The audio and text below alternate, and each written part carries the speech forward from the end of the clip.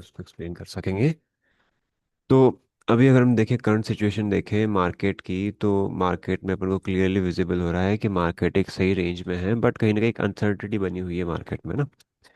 Uncertainty ये है कि यहाँ से कहीं ना कहीं वीकनेस के चांस बन सकते हैं। वर्ल्ड में बहुत सारी चीज़ें चल रही है, जैसे वेनेजुएला वाला केस हुआ, अभी रशिया के साथ भी कुछ केस हुआ, ईरान में जो चल रहा है अभी। तो वो एक कहीं ना कहीं एक रीज़न है जिसकी वजह से जो ऑयल है, ऑयल के प्राइसेस लगातार बढ़ रहे हैं, लगातार यहाँ पे इंक्रीज करते जा रहे हैं। बट हमें ये भी समझना पड़ेगा यहाँ पे, ये देखते हुए कि कहाँ कहाँ अपॉर्चुनिटी है, कहाँ पे कैसा सिस्टम सेटअप बना हुआ है, उसके अकॉर्डिंगली चीज़ें की जाए, है ना। मैं अल्टीमेटली ये कहता हूँ कि अगर आपके चार्ट्स कुछ और बोल रहे हैं और मार्केट में न्यूज़ कुछ और बोल रही है, तो फॉलो अपने चार्ट को करो। बिकॉज चार्ट्स आपको फेल थोड़ा कम करेंगे, पर न्यूज़ फेल ज़्यादा कर देती है। कई बार न्यूज़ के बेसिस पे बहुत सारी चीज़ें ऐसी हो जाती है जो हमको पता भी नहीं चलती है। तो एक चीज़ जो विजिबल क्लियरली हो रही है वो ये है कि ये लेवल बहुत अच्छा खासा सपोर्ट में लिया जा रहा है। निफ्टी में देखा जाए तो ये लेवल काफ़ी अच्छा खासा यहाँ पे होल्ड कर रही है निफ्टी, है ना।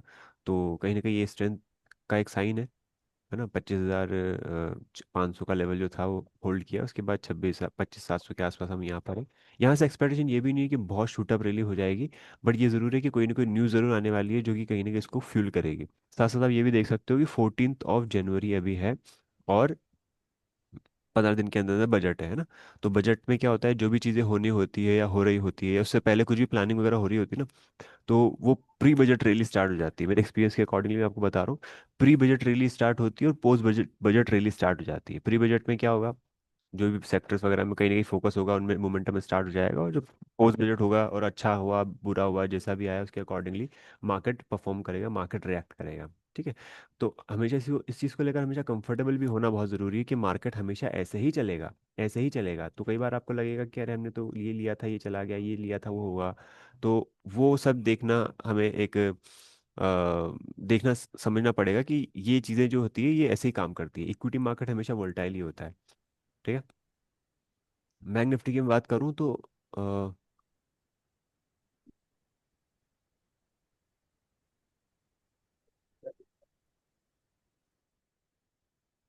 हाँ, बैंक निफ्टी की मैं बात करूं तो बैंक निफ्टी में अगर यहाँ पे सेटअप देखो, स्ट्रक्चर देखो, तो आप स्ट्रक्चर क्लियरली विजिबल देख सकते हो कि ब्रेकआउट को शो कर रहा है ना, ये ब्रेकआउट दे रहा है यहाँ पे।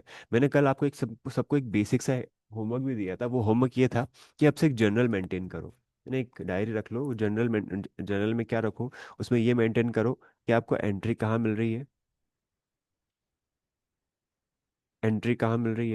ना, आपका एग्जिट कहाँ होना चाहिए।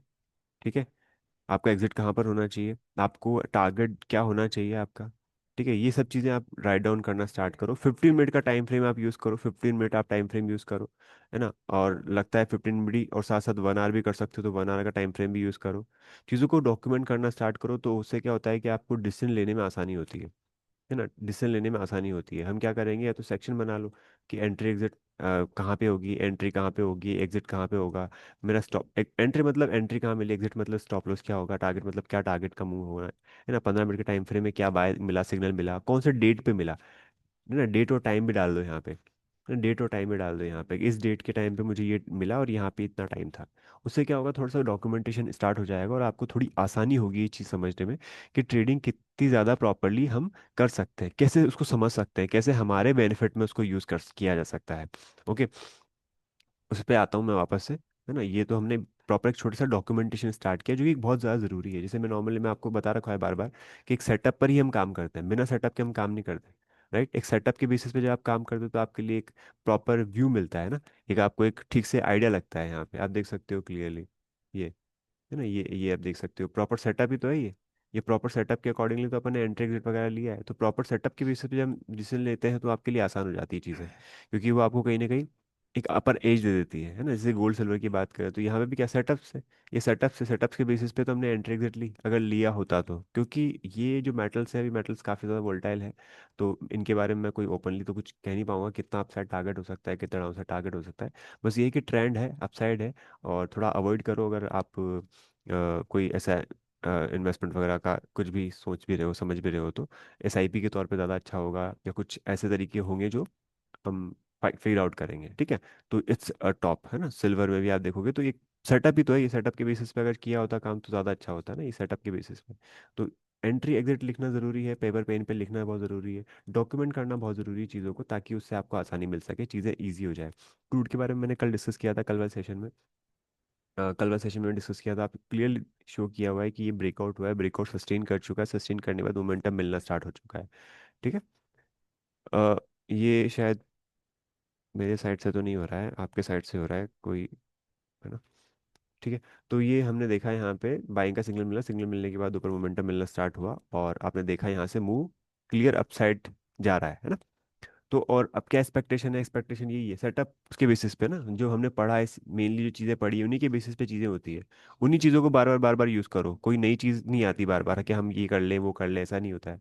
बोरिंग होती है चीज़ें, और तभी जाके वो आपके लिए वर्क करना स्टार्ट करती है। तो आप उन्हीं चीज़ों पे फोकस करो, कि ये मैंने बार बार बता चुका हूँ कि ये ट्रेंड लाइन बनेगी, सेटअप बनेगा, मोमेंटम मिलेगा, ब्रेकआउट होगा, है ना? नेम सी में अगर नेचुरल केस की बात करें, तो नेचुरल केस में भी आप सिमिलर समझ सकते हो कि जब तक इस लेवल को सस्टेन कर रहा है प्राइस, कौन से लेवल को सस्टेन कर रहा है, जिससे आप देख सकते हो ये हमारे पास क्या है, ये वाला लेवल जो है 300 का जो लेवल है, 301 का जो लेवल है, सस्टेन कर रहा है। और अपसाइड में अपन देखें तो कहीं ना कहीं 310 के ऊपर वेट कर रहे हैं, इसके ऊपर क्लोजिंग मिल जाए तो बहुत ही अच्छी बात है, हमारे लिए स्ट्रेंथ होगी। हमने देखा कल एक अच्छा खासा मोमेंटम मिला हमारे लिए, ये काफ़ी अच्छा मिला। तो इस केस में अपने स्टॉप लॉस भी लगा था, ट्रेलिंग एसएल भी लगाना ज़रूरी है, ट्रेलिंग स्टॉप लॉस, ये सब चीज़ें आपस में जुड़ी हुई है, इसलिए एक एक चीज़ को अपन को साथ साथ काउंट करके चलना ज़रूरी है। कॉपर की बात करूँ तो कॉपर में आप देख सकते हो, कॉपर इज सुपर स्ट्रॉन्ग।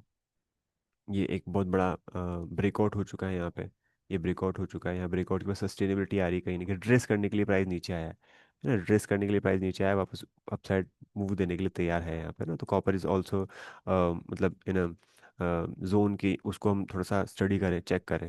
इसके अलावा आप देखोगे निफ्टी के 50 स्टॉक्स में तो कुछ स्टॉक्स हैं जिनमें स्ट्रक्चर बड़े अच्छे बने हैं। मेरा मेन पर्पज़ यही है कि हम इन जो ऑलरेडी कर रखी चीज़ें उनको ही एक बार बार देखें, चार्ट्स पे ज़्यादा फोकस करें, क्योंकि चार्ट्स आपको ज़्यादा क्लियरिटी दे पाएगा चीज़ों की। आपकी पोजीशन साइजिंग आपका प्रॉफिट्स भी डिसाइड करती है, लॉस भी डिसाइड करती है ना? तो अभी आपने देखा होगा, बेसिक एक चीज़ अगर आप नोटिस करोगे तो आपको मेटल में काफ़ी अच्छी खासी स्ट्रेंथ दिखाई देगी। मेटल है, हिंडाल्को मेटल है, राइट? और कौन सा मेटल? जीएसडब्ल्यू स्टील मेटल है ना? अभी जैसे मैं मेटल का पूरा पूरा अगर बास्केट ही खोल दूंगा तो आप समझ पाओगे मैं किसकी बात कर रहा हूँ।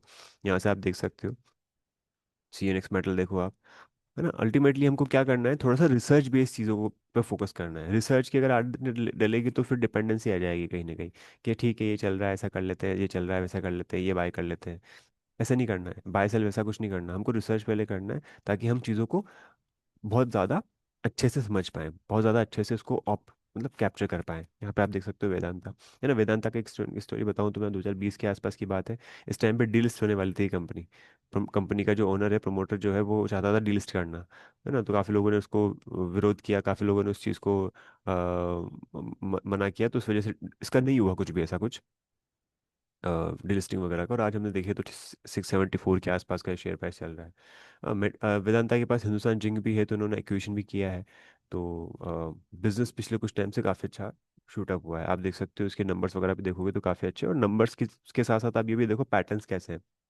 आपका मेन फोकस होना चाहिए पैटर्न्स के ऊपर, पैटर्न्स आपको काफ़ी ज़्यादा क्लियरिटी देते हैं चीज़ों के लेकर। ठीक है। हिंदुस्तान कॉपर का मैं बारे बारे में बहुत टाइम से बोल रहा हूँ, काफ़ी टाइम से ये चीज़ें दिख रही है आपको, है ना? ये ब्रेकआउट हुआ, ब्रेकआउट का 2 मिनटम काफी कंटिन्यू मिल रहा है। हिंदुस्तान जिंक की बात करें तो हिंदुस्तान जिंक सेम मैंने बताया था ये आपको, है ना? क्योंकि सिल्वर जो होता है वो जिंक और एल्यूमिनियम का कहीं ना कहीं बाय प्रोडक्ट की तरह निकलता है, तो उस वजह से यहाँ पे आप देख सकते हो कि जिंक में भी अच्छा खासा मौका मिलेगा। जिंक के पास काफ़ी अच्छी खासी सिल्वर भी है, तो एक्सपेक्टेशंस ये हो सकती है यहाँ तक के लिए। पर जब भी हम कभी बात करें तो हमेशा ध्यान रखो कि इसमें आपको स्टॉप लॉस भी रखने पड़ेंगे। वो कैसे रखने पड़ेंगे? सेटअप के अकॉर्डिंगली आपको पहले से डिसाइड करना पड़ेगा कि मेरा डाउन साइड रिस्क कितना होना चाहिए। नेशनल एल्यूमिनियम आप देख सकते हो, नेशनल एल्यूमिनियम बिल्कुल शूट अप हो चुका है ना? तो जब मेटल्स की बात आती है तो मेटल्स को आप वैसे ही ट्रीट करो, जब कि कैसे हम इसको कॉप अप कर पाए, रन अप को इसको कैप्चर कर पाए। कुछ भी पॉसिबल है यहाँ पे ना। हिंदुस्तान ये अपने टाटा स्टील की बात करूँ तो टाटा स्टील में आप देख सकते हो फ्रेश ब्रेकआउट हुआ है यहाँ पे, ये फ्रेश ब्रेकआउट हुआ है यहाँ पे, ये ब्रेकआउट फ्रेश हुआ है यहाँ पे। तो क्या हो सकता है, पॉसिबिलिटी क्या हो सकती है, कैसे हो सकती है, वो आपको देखनी पड़ेगी। कैसे उसको हमको बेनिफिट लेना है वो आपको देखना पड़ेगा। हिंदुस्तान जिंदल स्टील की बात करें तो इट्स अच्छा ग्रुप है ये, है ना? काफ़ी स्ट्रॉन्ग ग्रुप है। सेल देख सकते हो आप ना, सेल में भी स्ट्रेंथ है। ओवरऑल मेटल ही है ना, ये सारे के सारे तो मेटल की वजह से है। एनएमडीसी के बारे में मैंने आज ही अपने ग्रुप पे भी शेयर किया है, डिस्कस किया है। स्ट्रॉन्ग स्ट्रक्चर है। एनएमडीसी क्या है? माइनिंग है। तो माइनिंग कंपनी के होने की वजह से यहाँ पे अगर मेटल की डिमांड होती है तो डेफिनेटली वो क्लियरली विजिबल होगी। ये ब्रेकआउट हुआ था, ब्रेकआउट हमने कैप्चर भी किया था एनएमडीसी का। ठीक है, तो आप इस चीज़ को देख सकते हो। अपोलो, एपीएल अपोलो आप देख सकते हो ना, काफ़ी अच्छा खासा मार्केट शेयर है, बिजनेस है इसका। एंड पिछले कुछ टाइम में इसने बहुत अच्छा रिटर्न दिया है, 2020 से लेकर 23-24 तक काफ़ी अच्छा दिया। बट अगर बाद में देखोगे आप, तो 2023 से लेकर ऑलमोस्ट 25 तक है ना, ये एक रेंज में घूमता रहा, रेंज में घूमता रहा। फाइनली इसने रेंज का ब्रेकआउट देके ऊपर जाने का मोमेंटम कैप्चर करने की स्टार्ट की है। तो आपको ये चीज़ समझनी पड़ेगी, देखनी पड़ेगी कि हम इसको कैसे देखें, राइट। है ना, इसके बाद अब आप देखोगे हिंडाल्को की देखोगे, तो हिंडाल्को भी क्या है, एक तरीके से अपना आदित्य बिरला ग्रुप की कंपनी है। जेएसएल को भी देखोगे तो वो भी सेम ऐसा ही मोमेंटम दे रहा है यहाँ पे, जिंदल स्टेनलेस स्टील। तो मेटल ओवरऑल स्ट्रांग में है। इसके अलावा एक और जो सेक्टर स्ट्रांग है वो मैं आपको दिखा दूँ, CPSC. Okay, just a second. यहाँ पे आप देखो एनटीपीसी स्ट्रांग है। एनटीपीसी के बारे में मैंने पहले भी बीच में डिस्कस किया था। आप देख सकते हो यहाँ पे स्ट्रक्चर, ये आप देख सकते हो पूरा स्ट्रक्चर, है ना। ये भी सही है और ये भी सही है, मैंने जो लाइन ड्रॉ करी है, ये वाला भी सही है और ये वाला भी सही है। तो आप ऐसे बनाओ। एंड वापस हमने देखा यहाँ से रिट्रेस करते हुए प्राइस वापस ऊपर जाने की कोशिश कर रहा है। तो जस्ट आपका अगर व्यू हो और आपको अगर आइडिया है तो उस चीज़ के अकॉर्डिंगली आप इसको ले सकते हो। ऑयल के बारे में मैंने कल भी डिस्कस किया था, और आज भी आप देख सकते हो, आज भी प्लस में ही खुला है। एनएलसी इंडिया, ठीक है, ये कम थोड़ा ट्रैक करता हूँ मैं स्टॉक को। ओएनजीसी ऑफ कोर्स हमने बहुत पहले भी डिस्कस किया हुआ है, ट्रेड भी दिया हुआ है इसका। और देख सकते हो आप यहाँ पे ब्रेकआउट हुआ, रिट्रेस किया, रिट्रेस करने के बाद वापस से शूटअप हुआ। And बहुत अच्छा मोमेंटम है, आप देख सकते हो क्लियरली, बहुत अच्छा मोमेंटम है ये, 6% के आसपास का मोमेंटम है ये। तो हम क्या एक्सपेक्ट कर सकते हैं, कहाँ तक के मुंह मिल सकते हैं, हमें यहाँ तक के मुंह मिलने के चांस रखता है ये, है ना, क्योंकि क्रूड में प्राइसेस बढ़ रहे हैं तो उसका एक बेनिफिट हमको यहाँ पे दिखाई देगा। कहाँ पे हर्डल मिलेगा इसमें, यहाँ पे हर्डल मिलेगा। यहाँ पे दो चीज़ें हो सकती है, या तो प्राइस रुक जाए और उसके बाद मोमेंटम और कंटिन्यू करे, और हो सकता है निकल जाए सीधे ही हाथ से। ऑयल में भी कुछ ऐसा ही है, यहाँ पे ट्रायंगल बना हुआ है, यहाँ तक कि हमको टारगेट एक्सपेक्टेड किए जा सकते हैं। बट मिड में एंटर लेना हमेशा रिस्की होता है, तो इसलिए मैं कुछ भी बोल नहीं पाऊंगा यहाँ पे कि क्या करना चाहिए आपको। एंड कोल इंडिया का भी हम देखें तो कोल इंडिया का भी आईपीओ आया, आईपीओ के बाद आप देख सकते हो मोमेंटम मिलेगा, शेयर होल्डर पैटर्न कैटेगरीज वगैरह में भी बाइंग हुई है, तो वो भी आप देख सकते हो। बीईएल सेम, है ना, बीएल भी सीपीएससी वगैरह में होता है। सीपीएससी का आप देखोगे, सीपीएससी के ज़्यादातर सारे स्टॉक कहीं ना कहीं स्ट्रॉन्ग डायरेक्शन में है ना। उसमें से ज़्यादा जो है ऑयल और ओएनजीसी और कोल इंडिया पे ज़्यादा फोकस हो सकता है ना। NTPC is also good. NTPC भी एक तरीके से एक अच्छा स्टॉक है, तो उसको भी एक अप ट्रेंड में कंटिन्यू किया जा सकता है। बट ये स्टॉक जो होते हैं ना, ज़्यादातर डायरेक्शन ज़्यादा होते नहीं है, सिक्लिकल होते हैं कहीं ना कहीं। तो आपका व्यू और आपका तरीका वैसे ही होना चाहिए, आपका वैसे ही एक माइंडसेट होना चाहिए कि हमको ऐसे करना है, ऐसे करना है और ऐसे करना है। मतलब एक तरह से प्री प्लानिंग चीज़ें होनी चाहिए। एमसीएक्स आप देख सकते हो, एमसीएक्स बहुत ज़्यादा स्ट्रांग है। जब भी मौका मिलता है एमसीएक्स में एक तरीके से कोई रुकती नहीं है चीज़ें, एक तरीके से आप देख सकते हो, क्योंकि प्रॉफिट्स काफ़ी अच्छे आ रहे हैं, अर्निंग्स काफ़ी अच्छी आ रही है, तो काफ़ी स्ट्रांग स्ट्रक्चर के अकॉर्डिंगली ये मूव करता जा रहा है ना। बाकी कंपनीज को भी आप एक बार देखोगे, स्टडी कर सकते हो। यूनियन बैंक का भी एक अच्छा खासा ब्रेकआउट वगैरह हुआ था। तो अल्टीमेटली मैं ये बताना चाह रहा हूँ कि आपको प्रैक्टिस पे ज़्यादा फोकस करना चाहिए, ना कि इन चीज़ों पे कि कहाँ पे मुझे ये मिल जाए, कहाँ से मुझे वो मिल जाए, क्योंकि ये आप अल्टीमेटली पकड़ पाओगे जब आप इन चीज़ों पे थोड़ा फोकस करोगे, इन पे चार्ट्स पे ज़्यादा टाइम जब दोगे। क्योंकि चार्ट्स आपको ज़्यादा क्लियरिटी देंगे। इंडसइंड बैंक को भी देखें तो इंडसइंड बैंक बहुत बॉटम से रिकवर हो रहा है, आप देखो यहाँ पे काफ़ी मतलब डिसेंट बैंक है, बट इसके कुछ नंबर्स वगैरह हमेशा से कुछ कुछ ना कुछ प्रॉब्लम चलती रहती है, तो काफ़ी वोलेटाइल रहता है ये। तो वोलेटिलिटी के अकॉर्डिंगली यहाँ पे एक वीकनेस थी, बट अब ये कहीं ना कहीं रिवाइव हो रहा है बॉटम से। तो उसको भी देखना पड़ेगा, मतलब है ना, आपको समझना पड़ेगा ये क्या मुझे इन्वेस्टमेंट करना चाहिए कि नहीं करना चाहिए। ये आपका पर्सनल डिसीजन हो तो ज़्यादा अच्छा होगा। तो आप ऐसे चीज़ों को ढूंढो, चेक करो। एंड जो मैंने बोला कि एक बेसिक अपन ने जो एक्सरसाइज की है कि अपन को हमेशा जब भी कोई ट्रेड वगैरह दिखता है, कहाँ कहीं भी मिलता है, तो उसको हमको स्टॉप लॉस के साथ का स्टडी करना है। एक जर्नल मेंटेन करनी है, उस जर्नल के बेसिस पे आपको कोई भी डिसीजन लेना है, वो ज़्यादा अच्छा आपके लिए हो पाएगा, है ना। कहीं ना कहीं निफ्टी और बैंक निफ्टी की बात करूँ तो कोई बहुत अच्छे खासे बड़े लेवल जो है ये होल्ड करने की कोशिश कर रहे हैं। गोल्ड सिल्वर वगैरह की बात करूँ तो यहाँ भी काफ़ी अच्छे बड़े बड़े लेवल्स जो है वो होल्ड हो रहे हैं। तो आप उनको स्टडी करो, उनको देखो, चेक करो, तो आपको थोड़ी ज़्यादा क्लियरिटी, ज़्यादा व्यू अच्छा मिल पाएगा। ठीक है। और अब अपन आ जाते हैं